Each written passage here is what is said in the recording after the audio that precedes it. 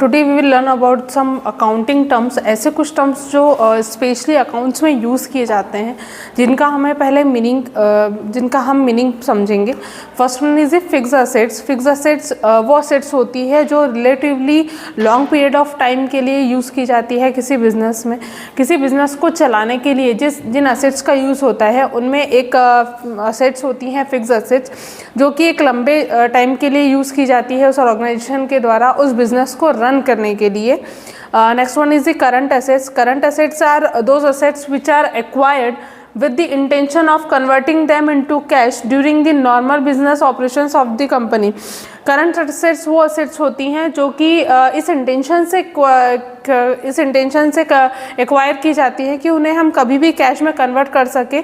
किसी भी normal business operations के लिए अगर हमें कैश की रिक्वायरमेंट है तो हम इजीली उसे कन्वर्ट कर सके कैश में। दीज आर इन्हें हम करंट असेट्स कहते हैं। नेक्स्ट जो होता है वो है लिक्विड असेट्स। लिक्विड असेट्स वो असेट्स होती हैं जिन्हें हम कैश में कन्वर्ट कर सकते हैं without much loss. Current assets को भी हम कैश में कन्वर्ट करते हैं for our at the time of necessity, but liquid assets वो होती है जिन्हें हम कैश में कन्वर्ट तो करते हैं बट जिनको कैश में कन्वर्ट करते समय हमें ज़्यादा लॉस नहीं होता है, जिन्हें हम इजीली कैश में कन्वर्ट कर सकते हैं। जो करंट असेट्स होती हैं, all the current assets are liquid assets except the prepaid expenses and the inventories. Inventories and prepaid expenses को हम लिक्विड असेट्स में काउंट नहीं करते हैं। Next one is fictitious asset. Fictitious assets वो असेट्स होती है जिनकी कोई रियल वैल्यू नहीं होती है, लेकिन हम उन्हें बुक्स ऑफ अकाउंट्स में रिकॉर्ड करते हैं कुछ टेक्निकल रीजंस के कारण। इसका एक बहुत अच्छा एग्जांपल है प्रीपेड एक्सपेंसेस जो होते हैं, उनका कोई रियल वैल्यू नहीं होता है बट हम उन्हें ऐड करते हैं, बुक्स ऑफ अकाउंट्स में रिकॉर्ड करते हैं for the technical reasons we can say और फॉर आवर इंफॉर्मेशन। दूसरा इसका एग्जांपल है डिस्काउंट अलाउड। जो भी हम डिस्काउंट अलाउ करते हैं शेयर्स, अगर कोई ऑर्गेनाइजेशन है अगर वो शेयर्स इशू कर रही है तो उस पर अगर वो कुछ डिस्काउंट अलाउड करती है तो उन्हें भी हम फिक्टिशियस असेट्स में इंक्लूड करते हैं। Next one is the wasting assets. Wasting assets को हम ऐसे समझ सकते हैं कि वेस्टिंग असेट्स वो असेट्स होती है जो कि एग्जॉस्ट हो जाती है during the period when they are used. जब ये वो असेट्स होती है, इन्हें जब हम यूज़ करते हैं तो जिस पीरियड ऑफ टाइम में हम इन्हें यूज़ करते हैं उस टाइम में ये असेट्स एग्जॉस्ट हो जाती है। इसका एक बहुत अच्छा एग्जांपल जो हम समझ सकते हैं वो होता है माइंस।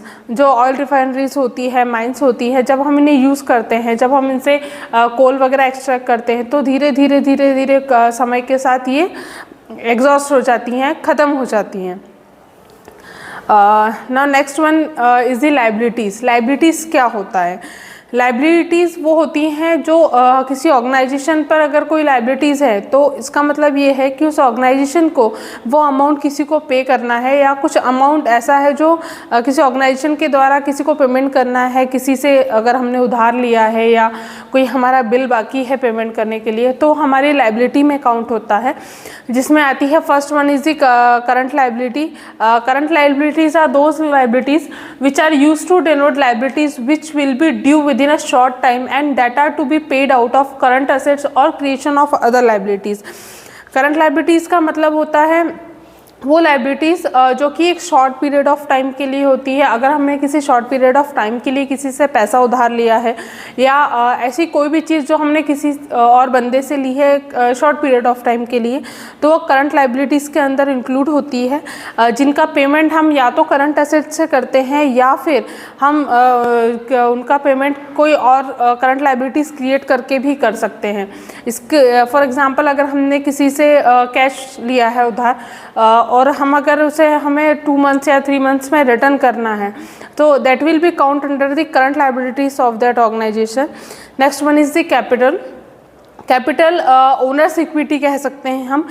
जो अगर हम बिज़नेस स्टार्ट कर रहे हैं तो ओनर के द्वारा जो पैसा लगाया जाता है या जो भी इक्विटी ओनर के द्वारा उस बिज़नेस में इन्वेस्ट की जाती है उसे हम कैपिटल कहते हैं।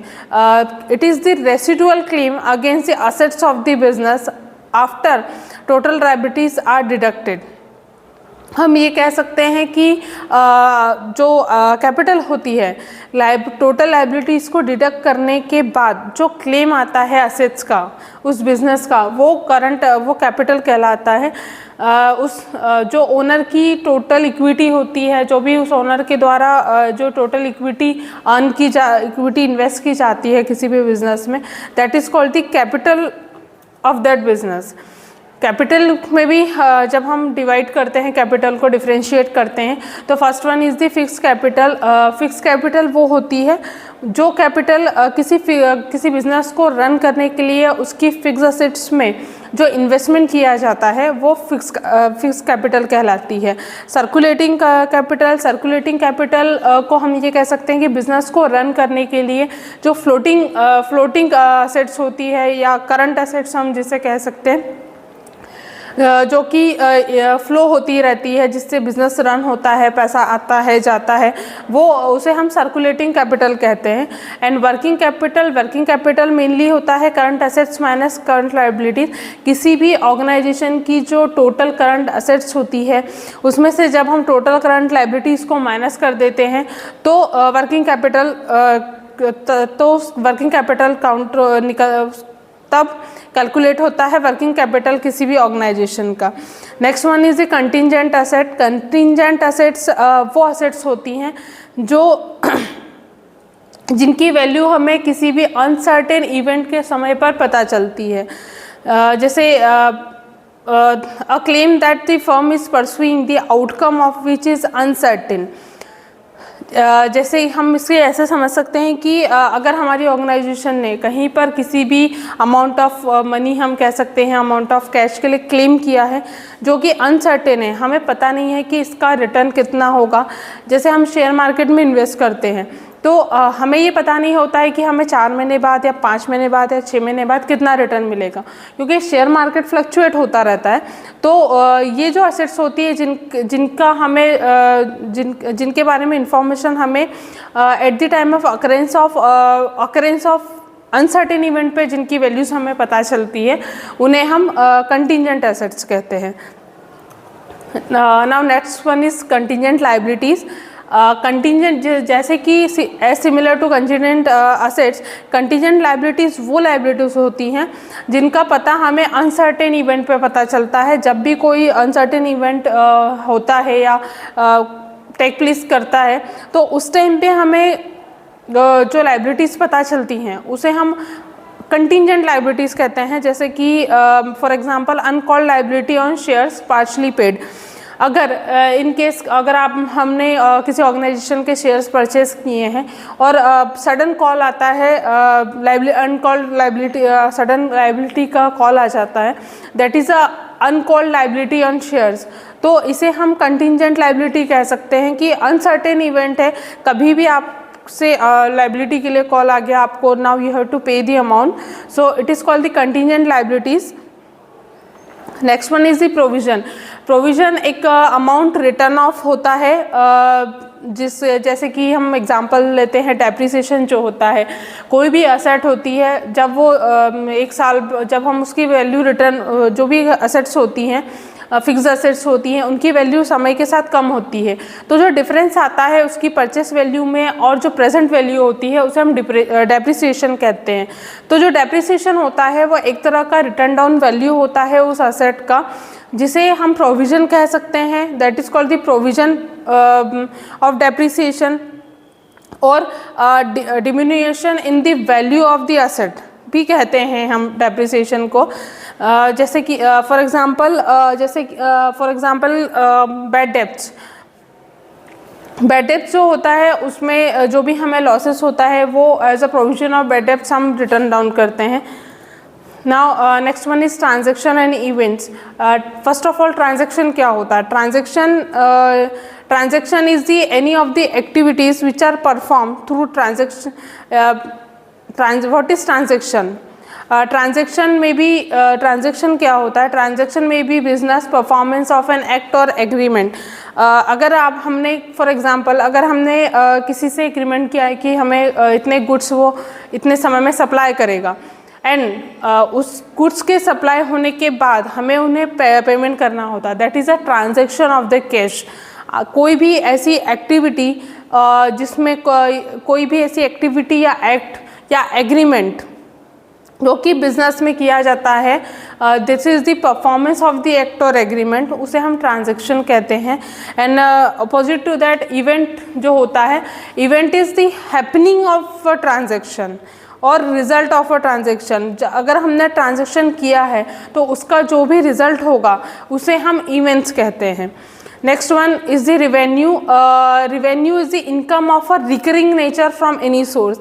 हमारी किसी भी सोर्स से हमारी जो इनकम होती है जो कि रिकरिंग इन नेचर होती है, उसे हम रिवेन्यू कहते हैं। फॉर एग्जांपल हमने कुछ गुड्स सेल आउट किए हैं, कोई सर्विसेज दी हैं हमने कस्टमर को, तो उन्होंने जो पेमेंट किया है हमें, that is called the revenue.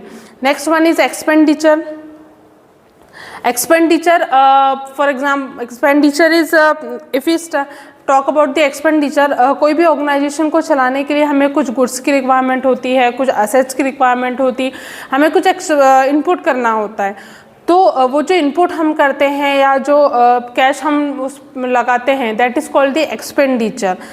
कोई सर्विसेज हमें लेनी है तो उसके लिए जो हम पे आउट करते हैं, that is called the expenditure. Expenditure में first one is capital expenditure.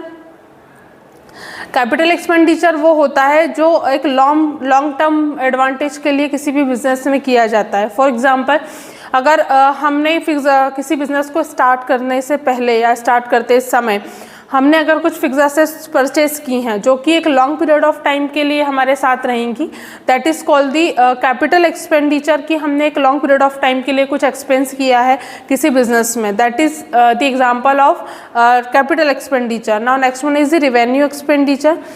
Revenue expenditure वो एक्सपेंडिचर होते हैं जो कि विद इन अ ईयर के लिए होते हैं, या हम ये कह सकते हैं कि शॉर्ट पीरियड ऑफ टाइम के लिए होते हैं, that are revenue expenditure.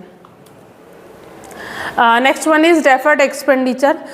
Deferred expenditure वो होते हैं जिन्हें हम जिनको कि एक प्रिजम्पशन के साथ किए जाते हैं कि एक सब्सिक्वेंट टाइम ऑफ पीरियड के बाद हमें इससे प्रॉफिट मिलेगा। फॉर एग्जांपल, अगर हम शेयर्स में पैसा इन्वेस्ट कर रहे हैं for particular period of time, so we don't know कि हमें कितना प्रॉफिट होगा, but we have made a expenditure on this shares, and जो प्रॉफिट हमें मिलेगा एक पीरियड ऑफ टाइम के बाद, maybe 6 months, maybe 1 year, वो जो होगा वो हमें एक प्रिजम्पशन है कि हमें इतना प्रॉफिट होगा और हम उस पर इन्वेस्टमेंट करते हैं, दैट इज़ डेफर्ड एक्सपेंडिचर।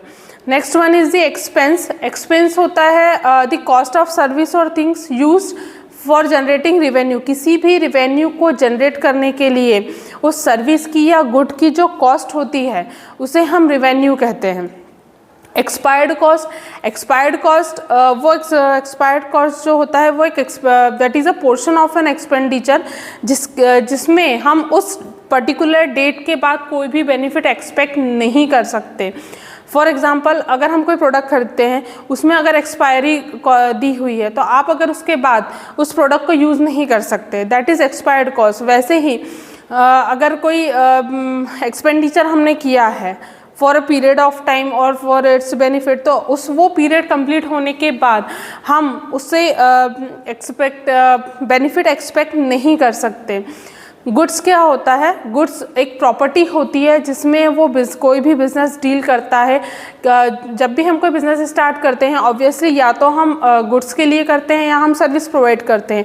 तो जो भी ऐसी कोई भी प्रॉपर्टी जिसमें हम डील कर रहे हैं उस बिज़नेस में, that is called the goods.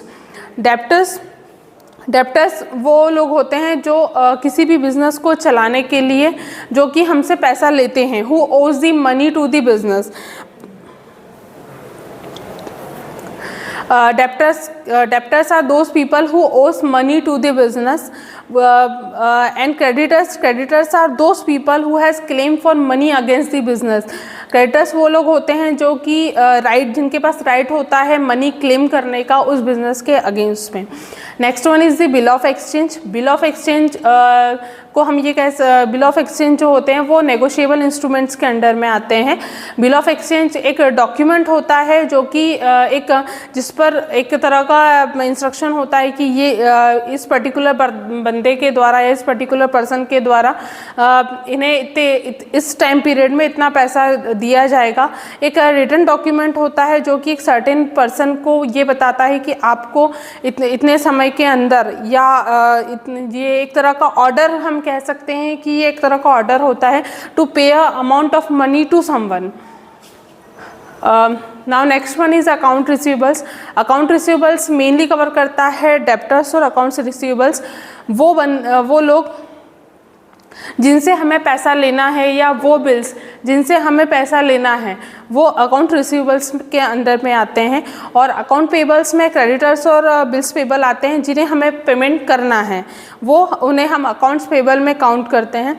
Next one discount. Discount वो वैल्यू होती है जो एक अलाउंस हम कह सकते हैं या डिडक्शन होता है किसी भी प्रोडक्ट की प्राइस में जो कि ऑफ़र किया जाता है कस्टमर को ऑर्गेनाइजेशन की साइड से, उसे हम डिस्काउंट कहते हैं। That is called the discount. And gross profit. Gross profit is excess of the selling price over the cost of goods sold. किसी भी गुड्स की जो सेलिंग प्राइस है उस माइनस कॉस्ट ऑफ जो गुड्स सोल्ड होता है, इनका जो डिफरेंस होता है that is called the gross profit.